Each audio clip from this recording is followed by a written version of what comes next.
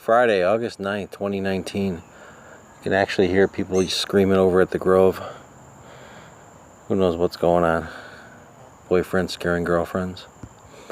So, yay, this past week, in case you didn't notice, there was a post from 1990, a story about, it goes back to 1990.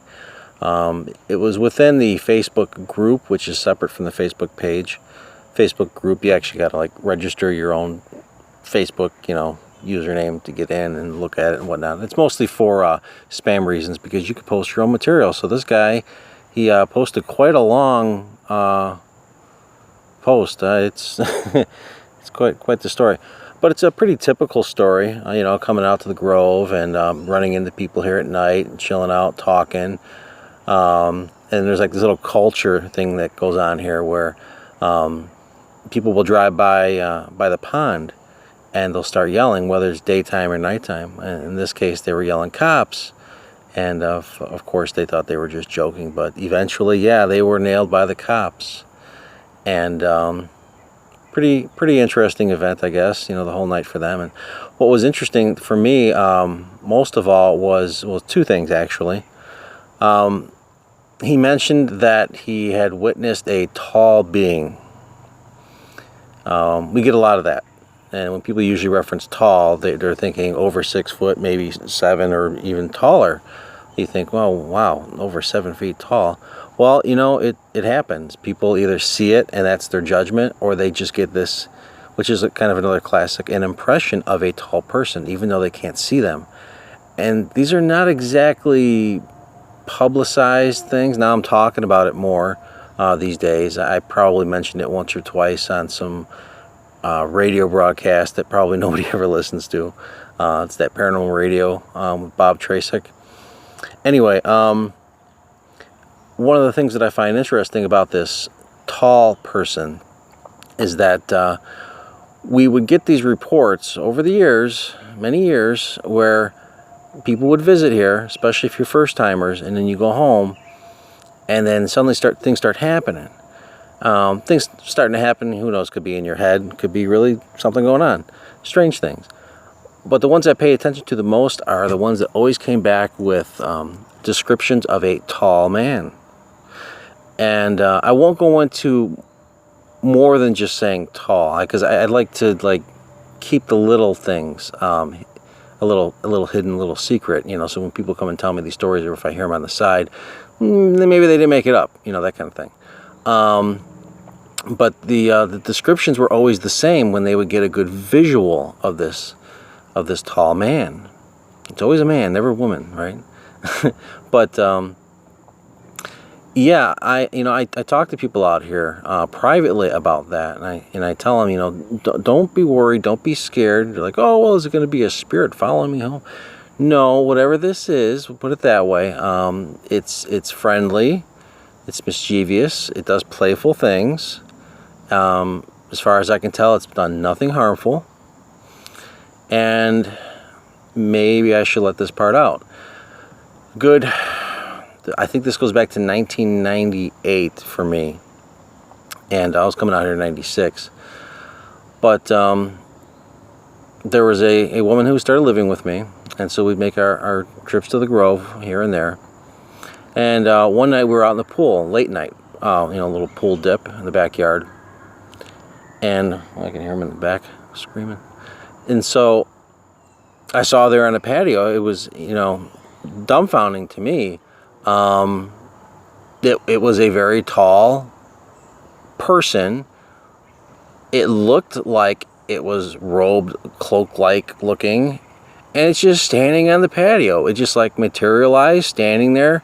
And here I am in the pool just staring, what the fuck is that? And I'm just frozen, just staring at it, and it just fades away. And now, this is before I heard stories about, all this crap about a tall man or cloaked figures at the Grove or anything like that. And I can't help but think about that kind of stuff. It's only happened that one time where I had seen it at home. Of course, I lead a weird life that I've never really expressed publicly, at least on a video. But who's to say if there was an association with all this other weird stuff that was going on at home, associated with this tall thing. As far as I could tell, there was nothing mischievous going on or anything like that. But I found it interesting that, yeah, that it had that cloak look to it. Some people report seeing a cloaked looking tall thing as well while they're at the Grove. Who knows? I don't know, man. It happens. You probably are not paying attention much to my really old material. But I did post a kind of a hidden mini blog. You'll find it under the personal story section under my name, Pete Crapia, at bachelorsgrove.com. And it's not publicly searchable in a search engine, but if you go there, you'll find it. And it just kind of gives you some really weird, really weird background on me, which really just kind of scratches the surface. But in one of those posts, way back in the day, and this is back in that like 1996, 98 era kind of thing, I had a lot of questions about, let's just say, strangeness, especially with the Grove. The Grove was always on my mind kind of thing. And my mother had just pulled out her Polaroid, loaded up a new cartridge, and took a couple shots in the backyard. And I happened to be in the garage working on something that actually happened to be related to the paranormal. That's a side topic. So anyway, I stopped building this thing because she wants to take this picture of me. So I go stand by the garage, the doorway, and you should probably read more about this. But the basic bottom line is, I jokingly asked if anybody wanted to come take a picture. Now's the time to do it. And I was thinking about the Grove, for what it's worth. And again, I'm a weird guy. So I got this immediate sensation that there was something like standing there with me, like there was like something in front of my face. And I'm like, oh man, don't stand there. You get in the way of the view of the shot. And I'm like, oh no. Instantly changed my mind. I said, oh, that's good. Just stand there. That's fine. Yeah, you can obscure my face or something. And I started visualizing in my mind. I was doing all this, by the way, like closing my eyes, just thinking about this, putting like this thought out. Well, my mother's sitting there just waiting with the camera. Are you ready? Are you ready? And I just got my eyes closed, and I just, I visualized this thing in front of my face, and it goes like around, and it's off to my right, up above. Okay, so here's the photo. This is the Polaroid that was captured of that moment. It's kind of weird. Every photo came out just fine in her cartridge. In fact, she, at the time when she was taking that photo, she was kind of standing under, well, not kind of, she was standing under one of those really large umbrellas. So obviously it's not like lens flare or anything like that. But the weird part for me is just, that's how I visualized it in my head, how the actual photo turned out. Some people say they see things in the photo. I see science. I just see, well, just science. It's just something unique and weird.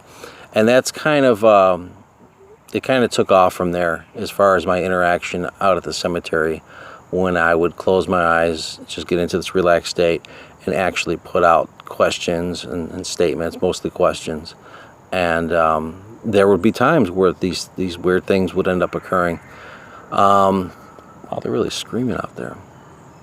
So, yeah, I want to just kind of slowly leak out some of the information about me on a personal level.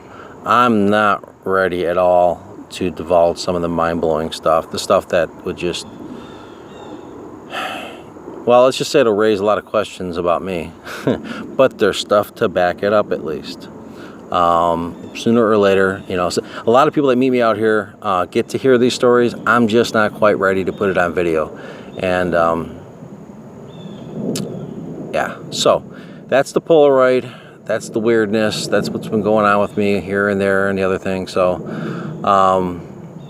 sometimes, the guy who posted a 1990s story, that's why I kind of got into this too. It's he talked about that feeling, that urge. He had to come back to the Grove. He had to visit the Grove and that kind of thing. And people go through that. And that's what the Grove was kind of like for me in the beginning. It was the there was something gnawing away at me, just nagging that there's answers here. There's answers here to all this strange stuff in my life. I can find some answers here. And then it evolved into something that was, I questioned my own sanity, and then all these things started really happening, and then I felt better about it. But again, that's for another day. That's for another day. So I guess the moral of the story is, if you feel compelled to come, if you feel that gnawing feeling, just go with it. There's nothing negative here that I can find whatsoever. People that talk about negativity, maybe it's all in their head, maybe there's something there, maybe they're more in tune negative because they're negative people. I just keep coming across really positive stuff. So if you have a gnawing feeling to visit here, go with it. Just go with it. More often than not, those kind of people end up having stuff happen to them anyway. So